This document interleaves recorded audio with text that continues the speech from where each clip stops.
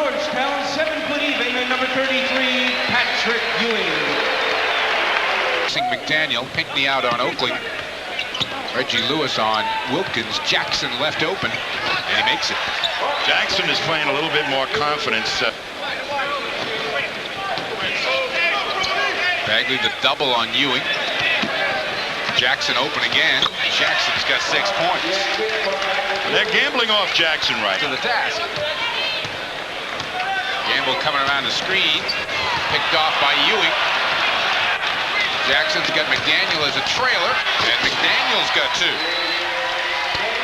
Take a look at the last play. Here's Gamble comes off the pick. He should have sat right in the pocket. Instead, he goes into the paint, draws Ewing, and Ewing had it with his hands right in the passing lane. You got to bounce the ball or put it over his head, and there they'll go. Come at you in droves if you let them. And here it goes. They're looking inside to try and get it to him.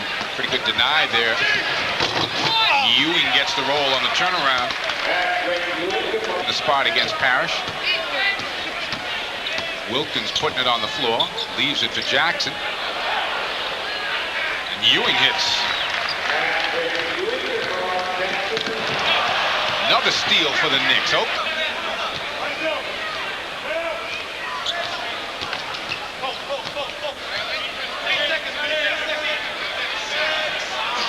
Ewing again. Oh. Last time the Celtics played the Knicks here. Parrish, tough shot. Oakley scrapping Jackson the rebound. Knicks a 3-on-2. Ewing on a wing.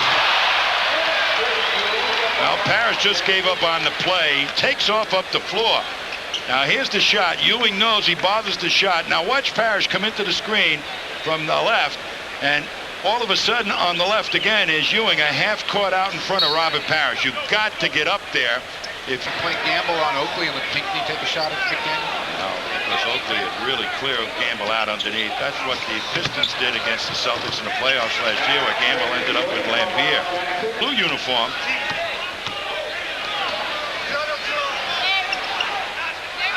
Patrick Ewing again. Boy, the Knicks just aren't missing. Xavier McDaniel has to give it up to Starks.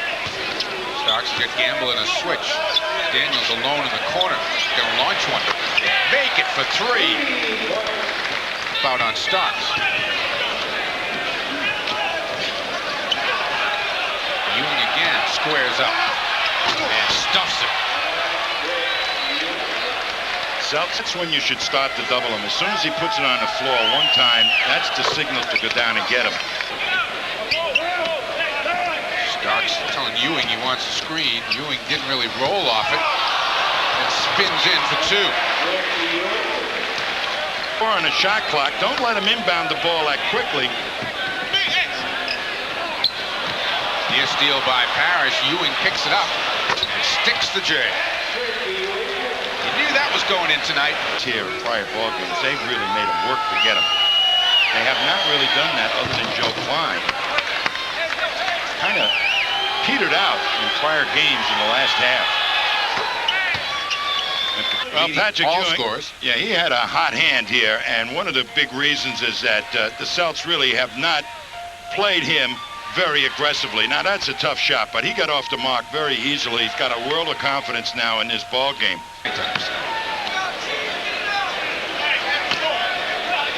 Both teams going right to the center's first trip.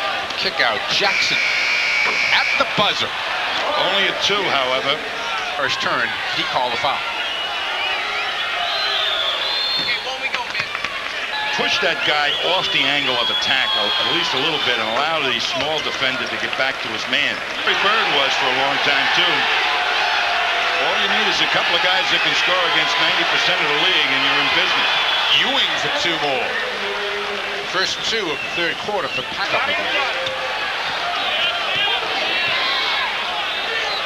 Joe Klein pushing Ewing off the spot, bodies him. Patrick makes it anyway. Time advancing the ball with the pass as easily or as much as he'd like. 8-point third quarter for Kevin Gamble. Ewing again. Reggie with Starks in the climb. Joe backs in, takes it, gets the follow, rejected by Ewing. Pinckney rejected by Ewing. Loose on the floor off Pink. No! Of Pinckney. But this is not an option at a key point to go to Joe Klein against Patrick Ewing on the box. That is not a percentage play. For the rebound. Up to Bags.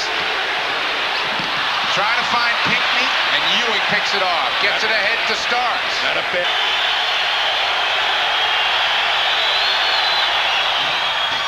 Nearly missed them both. He got it.